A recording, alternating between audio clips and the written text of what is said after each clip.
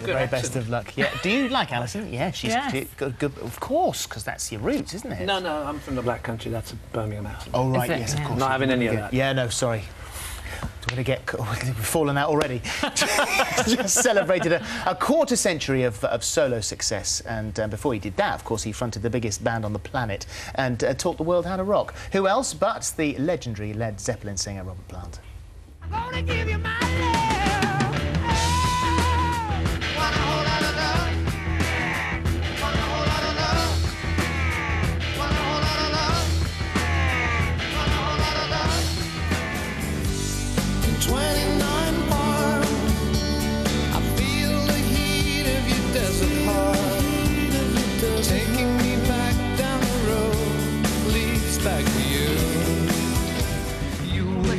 Find that you're alone, 'cause I'll be gone.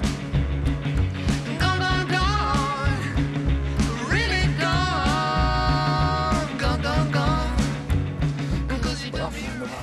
That's a great collaboration. The final one there, which is the new album with Alison Krauss, because I would have thought, in the position you have in the music world now, you could ask anyone you wanted if they'd like to do a collaboration. Well, I did, and that's her. I mean... So she was top of your list?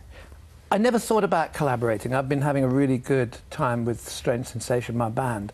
And I was... there's a program called Country Music Television in the States, which is really big, and they do a program called Crossroads, where you take people from totally out of context from different styles of music, put them together. So Ray Charles would team up with a country and western singer in the past. And I was encouraged to tune into Alison because she's just such great talent. And we were fortunate because I was invited to play at a tribute to Leadbelly at the Rock and Roll Hall of Fame Museum in Cleveland with Harry Belafonte and Odetta, and beautiful, and I thought, if ever anything can work where I can take the music of Leadbelly, which was intrinsic to the development of Led Zeppelin way back, if I could take that and revisit it in a different sort of sphere. In what way was it intrinsic to the development of the band? Because a lot of musicians from our original era, from the beginning of the mid-60s, we lent very heavily on black American blues and rhythm and blues. And Leadbelly was a really dynamic character. He took songs from the roots of folk music that came across the Atlantic to the United States. So we were doing a song called Gallows Pole in Led Zeppelin, which is in fact from Cornwall. Oh, really? Or from Scotland or somewhere, came over on the boats, and it ended up as a black song. So was Alison singing at this concert with you? No, did you then think, I must get together with her and do No, I knew that she was obviously, with bluegrass being her, her reputation, that she was into roots music. And when you take music in the United States, it's such a young country, black and white becomes irrelevant. It's just the root of song, the very kernel of the seed of a beautiful song can be black and white. Well, so I was into the black side of it, she was into the white side, and I asked her to come along and join in, and it was spectacular. It seems an unlikely kind of pairing when you look at it on paper, because you go, kind of godfather of rock. Wait, I'm not the godfather, I'm the brother-in-law. A brother-in-law of rock. Oh, the young son of rock. And she's kind of queen of country and bluegrass. You wouldn't automatically think those go together. And I understand you don't even really call these duets. It's just like your tones of voice kind of merging. Well, when we did this gig, we realised that our vocal qualities, though worlds apart, really did come together in a fantastic way. You said, which is an extraordinary thing to say, you sort of all sitting there and thinking, my God, she's taught me how to sing.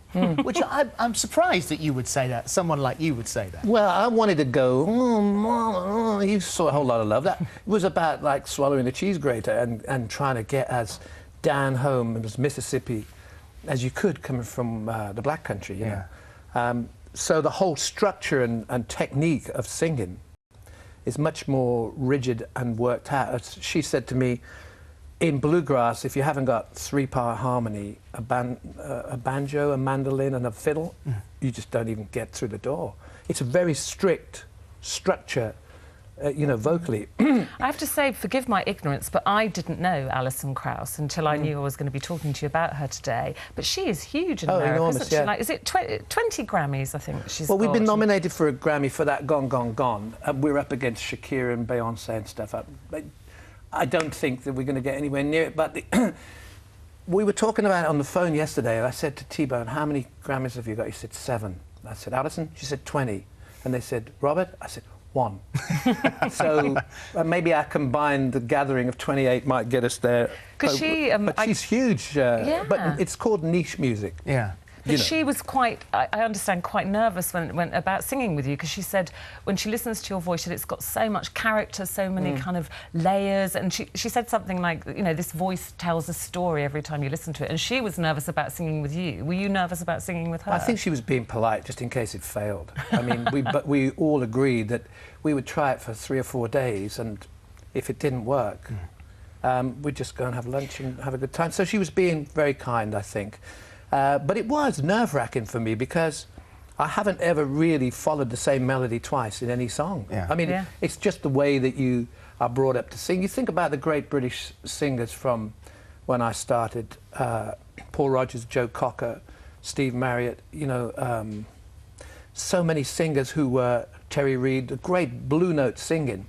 Rod Stewart was spectacular in his early days before he became, you know, this other chap. You know, he was like singing with so much soul. That's what we wanted to do. So with her, she's very strict with me, and because our humours are a little bit different, we can really have so much fun. Because she's not worried that you're going to sling a telly out the window at any stage, is she? well, she'd have to help me up with it, onto the sill, really. Now. But They are a lot lighter these days. They are much smaller. The flat screens are quite light. Yeah. We've got a clip. We've scoured the world. This was hard to find because this is exclusive. This is Please Read the Letter, which is the next single. It's available for download on the 28th of January, and we had to get this from the States, and so it was tough to find because it's not over here yet. But here's an exclusive. Please read the letter that I wrote. Please read the letter that I wrote.